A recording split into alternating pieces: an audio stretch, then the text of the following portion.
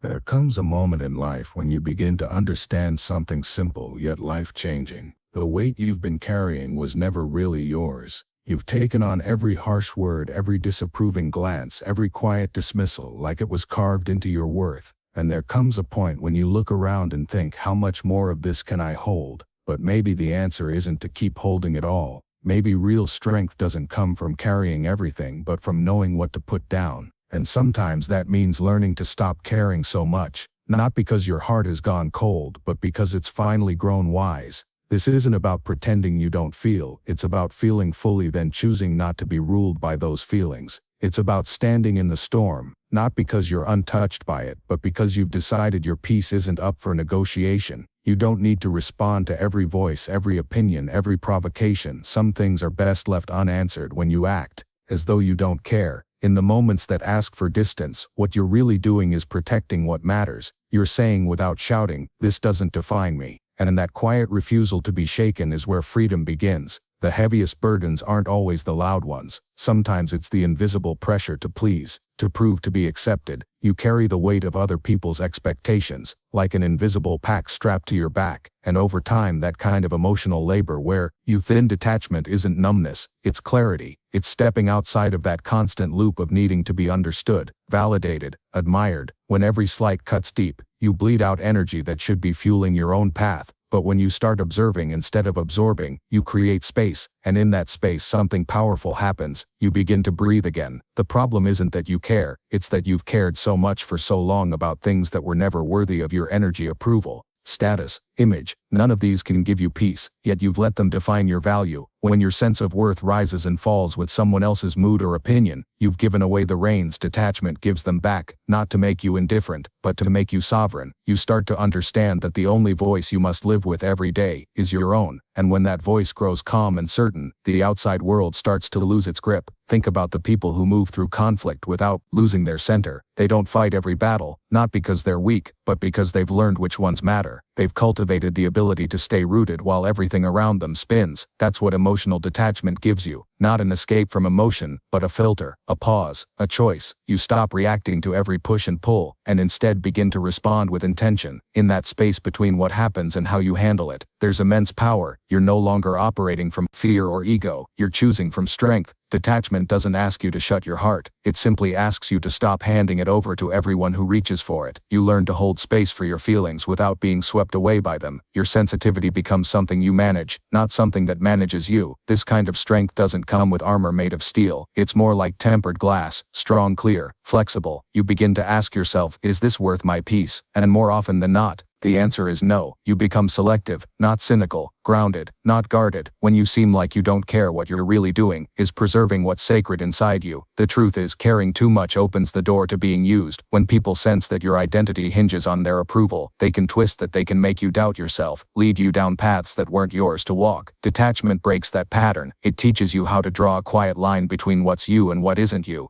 Learn when to walk away, when to say no, when to protect your own narrative. You stop living in reaction to everyone else and start living in alignment with yourself. This isn't coldness, this is inner peace. And in the end, you don't lose your heart, you just stop giving it away to those who never earned it. When you stop caring about the opinions of people who don't support or uplift you, you stop giving them permission to shape your reality. You reclaim your emotional space and energy, and with that you begin to rebuild your sense of power. You're no longer at the mercy of someone else's mood, approval, or attention. Instead, you become grounded in something deeper, your own sense of self. This is what emotional detachment really means. It's not indifference, and it's not avoidance. It's a conscious, repeated choice to not give your power away to things that don't serve you. It's the quiet strength of knowing that not every opinion deserves a reaction, and not every judgment needs to be absorbed. Detachment isn't an overnight change, it's a daily practice.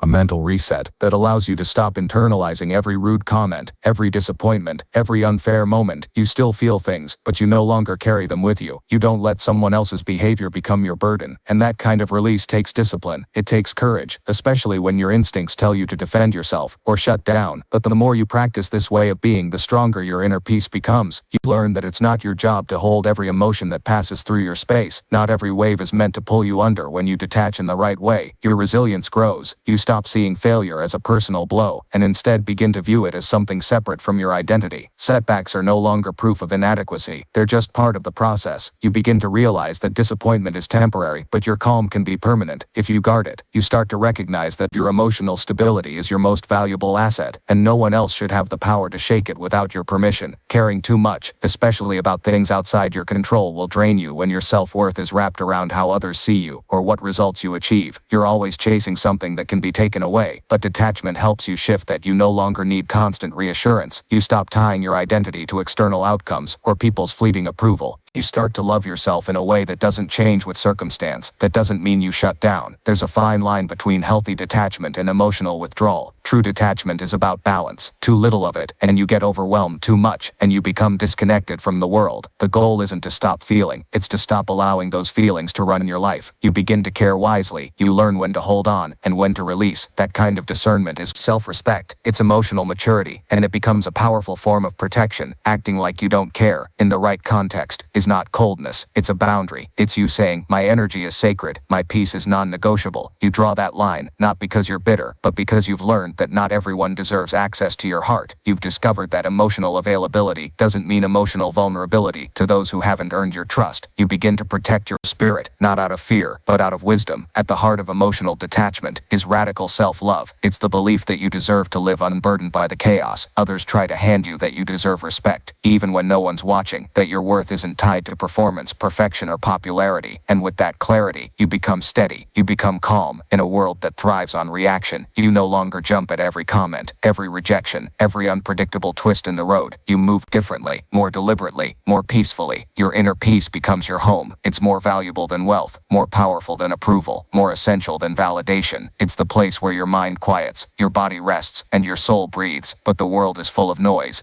that wants to pull you out of that place, to tempt you into conflict, comparison, and doubt. That's why guarding your peace isn't selfish, it's necessary, because when your peace is compromised, everything else begins to unravel. Your clarity, your focus, your strength, they all suffer when you allow too much noise, and most people don't even realize how easily they give away their peace. A small comment turns into hours of rumination. One negative interaction ruins an entire day. Toxic people drain their joy and redirect their focus. They replay arguments that no longer matter. They drown in what-ifs and regrets. This mental clutter builds slowly, but it's corrosive. It steals time, drains energy, and clouds your ability to live in the present. But when you begin to detach, when you choose not to take on every emotion or reaction as your own, something changes. You stop being pulled in every direction. You stop letting the outer world dictate your inner one. And in that space, you begin to reclaim your life, not as a performance for others, but as a quiet, steady act of self-honor. Protecting your inner peace means refusing to get pulled into cycles that drain you. It's the quiet but firm decision to say no to unnecessary drama and to walk away from anything that unsettles your spirit without good reason. It's about choosing to invest your energy in what uplifts you, not what drags you down. This is where real power begins. You can't protect your peace if you don't understand what threatens it. The first step is awareness, learning to recognize the people, thoughts, habits, and situations that consistently shake your balance. Awareness gives you clarity. It's the light that helps you avoid emotional traps before you fall into them. Sometimes it's subtle gossip that clouds your thoughts, news that fuels anxiety, a pattern of comparing yourself to others, or a relationship that constantly drains you. Whatever it is, you must be honest enough to name it, wise enough to understand it, and strong enough to keep it at a distance. Protecting your peace means building boundaries around your emotional and mental space. You are not responsible for fixing other people's chaos, but you are fully responsible for guarding your own calm. The world will always bring noise, distractions, and tests. There will always be people who push your buttons, moments that trigger your fears and challenges, that push you to your edge. But peace isn't about avoiding conflict. It's about learning to stay centered in the middle of it. When you choose to protect your peace, you're not escaping reality. You're learning how to meet it with a calm mind and a steady heart. You're learning to respond instead of react. You stay grounded, even when everything around you is uncertain. This isn't something that happens by luck. It's a skill built through practice and intention. You train yourself to treat your peace like the sacred thing it is, and part of that training means learning to let go of what you can't control. You cannot control what others say or do, how they feel, or whether they understand you. Trying to manage what's out of your hands will only exhaust you. The real shift happens when you begin focusing on what you can control: your thoughts, your reactions, your attitude, and your energy. That's the turning point. That's when you stop carrying burdens that were never yours to begin with. When you let go of what's outside your control, you open space for clarity, growth, and peace to take root. Self-care becomes essential in this process, not as a luxury but as a foundation. Taking care of yourself is not selfish, it's survival. Your mind needs rest, your heart needs protection, your body needs time to recover, and your spirit needs moments of quiet. The more you care for yourself, the stronger your peace becomes. This might mean turning down obligations, saying no to people, pleasing, stepping back from screens, or doing the things that genuinely refill your soul. You cannot show up fully for your life if you're constantly running on empty. Sometimes protecting your peace means walking away from unhealthy relationships,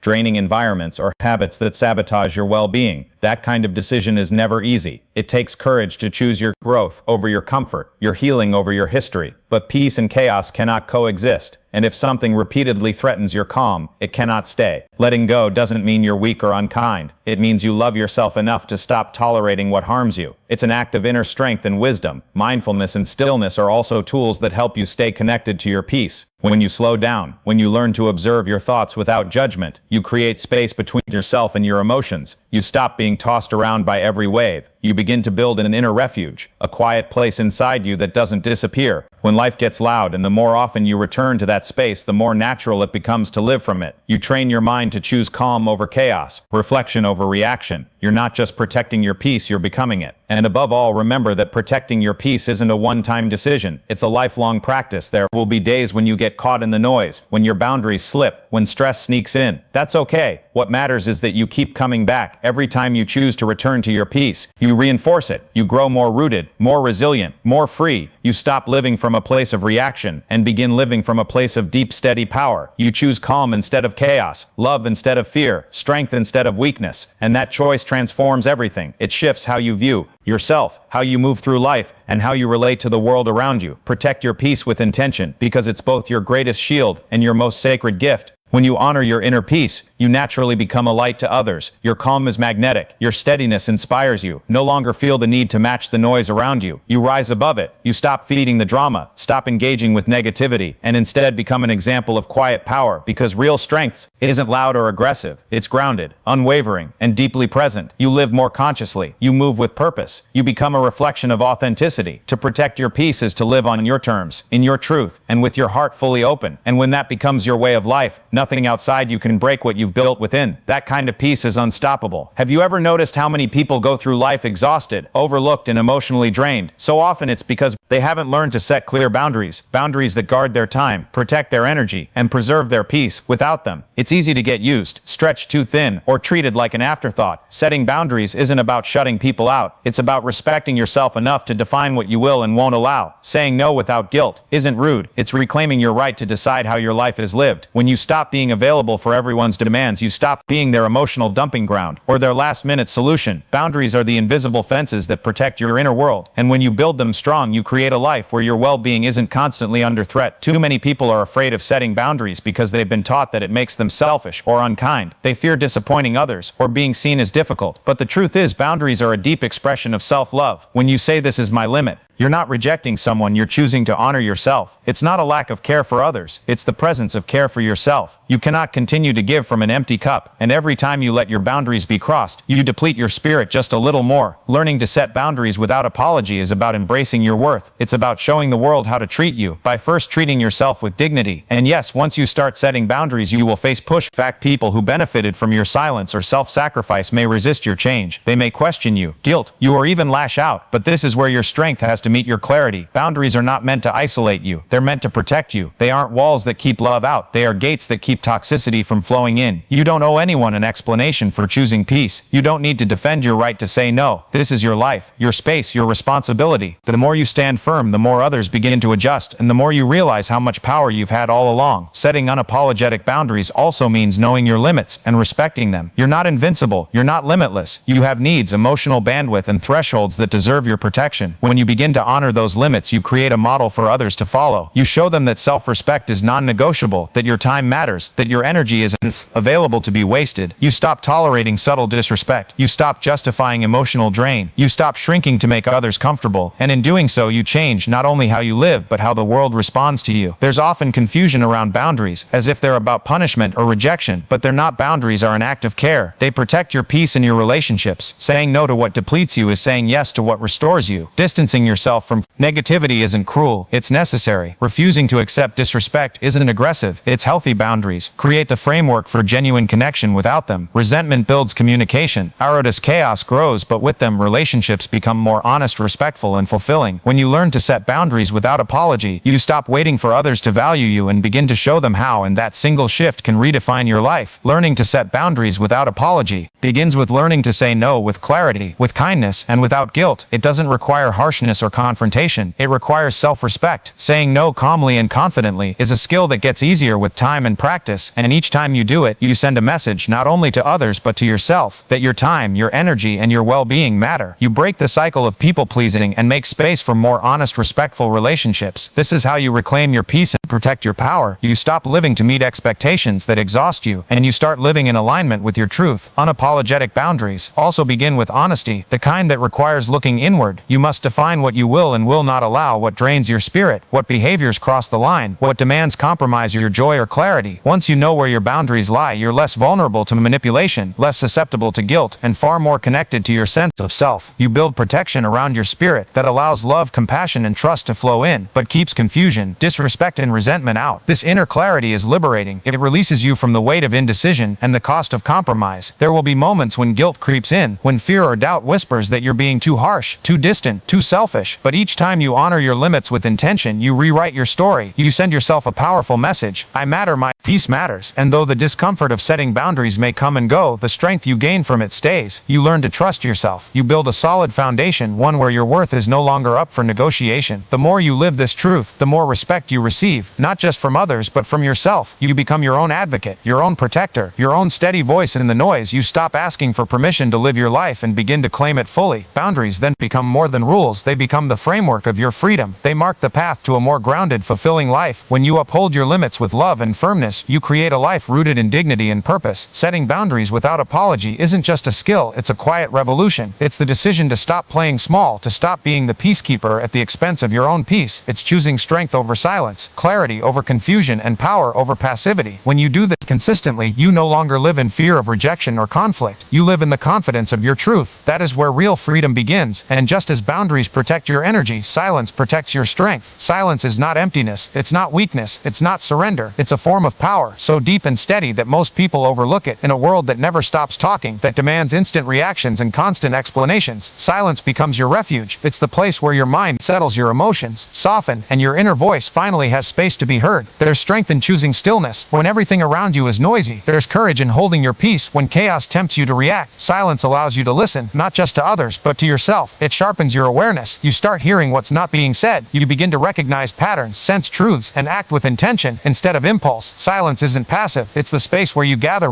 your strength before choosing your next move. The strongest people aren't always the loudest. They're often the ones who've mastered the art of restraint, who know when to speak and when to be still. Their silence commands respect because it's not rooted in fear. It's rooted in discipline. That kind of silence becomes a shield. It protects your peace from unnecessary conflict, and it guards your focus from distractions that lead nowhere. In silence, you reflect, you confront your fears, your doubts, and your pain without distraction. You see things more clearly when you stop trying to explain yourself to everyone. You begin to wait, not with anxiety but with patience. You face life with more clarity, not because you've escaped the noise but because you've learned not to let it in. The world may push you to speak, defend, or prove yourself, but silence teaches you that you don't have to. You don't have to explain your boundaries. You don't have to justify your healing. You don't owe anyone an argument to validate your choices. There is immense power in simply standing firm and honoring your truth, quietly and completely. Silence is not the absence of power, it is the presence of it, held with grace. When you embrace that, you begin to live from a place no one can shake. Silence can be your most powerful statement. It says, I am enough, without needing an audience. It says, I trust my direction, without seeking approval. When you embrace the strength of silence, you stop wasting your breath on those who don't hear you or won't value what you offer. You begin to conserve your energy, choosing your words with purpose and your moments with intention. Quiet confidence becomes your language. It's magnetic because it doesn't demand attention, it commands it through presence alone. Silence also serves as a shield when others try to provoke you, drag you into conflict, or disrupt your peace. Choosing silence is not retreat, it's strategy. Walking away from unnecessary battles isn't weakness, it's clarity. Don't need to to prove your worth to those committed to misunderstanding you. You don't need to explain your choices to anyone who questions your peace. Sometimes the most powerful response is no response at all. In that pause, you maintain your power. In that restraint, you draw the line that chaos cannot cross. Your silence held with intention speaks louder than any defense, but silence is more than resistance. It's also a gateway to deeper understanding. When you quiet your voice, you create space to listen. Truly listen. You begin to hear not just what is said, but what is meant. You sense unspoken emotions, pain, truth, and vulnerability in others. This is where empathy lives. This is how connection begins. Silence opens the heart to wisdom rather than judgment, and when you become a calm, listening presence in a world that rarely stops talking, you become someone others trust and seek in their storm. There are also moments when silence becomes the space where you find yourself again, when your thoughts are loud, when your emotions are scattered, when the world feels too fast. Silence brings you home. It's in stillness that your inner voice rises above the noise. That quiet place within is where clarity lives. It's where decisions are made, not through pressure, but through presence. Silence helps you sort what truly matters from what doesn't. It sharpens your intuition, strengthens your resolve, and guides your next step with clarity. Choosing silence in those moments isn't about avoiding life, it's about moving through it with awareness. The world may celebrate noise, urgency, and performance, but those who are truly strong choose another way. They choose restraint over reaction. They choose grace over impulse. Their power isn't in how loud they speak, but in how still they remain. True strength doesn't shout, it listens, it observes, and it acts only when necessary. This quiet power creates a foundation so steady that no storm can shake it. It's the mountain that remains even as winds howl around it. When you learn to rest in this kind of silence, you don't just change how you move through life, you change your life entirely. Yes, silence can feel like solitude in a world addicted to stimulation. Choosing silence may feel like you're stepping away from connection, but it's in this stillness that you reconnect with yourself. You begin to hear your hopes, your doubts, your dreams without the filter of judgment or distraction. You find strength that isn't reactive but rooted, faith that isn't loud but lasting. When you choose silence, you're not withdrawing, you're choosing depth over noise, peace over performance, intention over reaction. That is the kind of strength few people understand, but once you find it, it changes everything. The power in silence is the ability to be fully present, grounded, thoughtful, and unapologetically whole. It's what allows you to act with precision, to love without losing yourself, and to move through difficulty with grace. It's what keeps you steady when the world wavers, and when you live with that kind of inner quiet, you become unstoppable. Your silence becomes more than stillness, it becomes sanctuary, strength, and strategy. And while silence protects your energy, there's another form of inner mastery that's often misunderstood: indifference. Many see indifference as a sign of apathy or weakness, a lack of care or surrender, but when transformed, indifference becomes clarity. It becomes a focused filter that allows you to stop reacting to everything that doesn't deserve your attention. When you stop giving your energy to what doesn't serve you, you stop living at the mercy of emotional chaos. Indifference, when mastered, is not coldness, it's control. It's the ability to observe without absorbing, to walk through noise without letting it shake your focus. It's not about shutting off your heart, it's about becoming fiercely intentional with your mind. You no longer chase every distraction or defend yourself in every conversation. You don't try to please everyone or prove anything. You simply remain aligned with what matters. This kind of indifference is quiet discipline, a steady hand, a sharpened focus that lets you rise above the noise and act only when action is worth your time. This kind of indifference doesn't numb you, it refines you. It creates the mental space your deepest ambitions need to grow. There's power in releasing what doesn't serve you, the opinions that weigh you down, the conflicts that aren't yours, the emotional triggers that deplete your energy. When you detach from distractions, you reclaim your focus. You stop being pulled in every direction by drama, noise, or the endless chase for validation. Instead, your energy becomes centered, directed solely toward your values and goals. Indifference, when rooted in purpose, becomes a boundary, a filter, a force field. It's the choice to care intentionally, to pour your energy only into what fuels growth, and to let everything else fall away. Transform this way, indifference becomes clarity. It's not about closing yourself off from the world, it's about knowing what's worth your attention. You aren't indifferent because you don't care, you're indifferent because you care enough to protect your energy from exhaustion and chaos. Focus requires discipline, it demands emotional clarity and the courage to ignore distractions. If you react to every slight, every criticism, every passing conflict, you scatter your energy and weaken your resolve. But when you wield indifference with purpose, your fire doesn't burn out, it burns steady. You stop getting lost in the noise and instead move with direction and intention. The world is loud with demands, drama, and digital chaos. Social media thrives on emotional reaction, on stirring up urgency, but you don't have to play along. You can choose distance, you can choose silence. You don't owe anyone a response. You don't need to explain your choices to those who don't understand your path.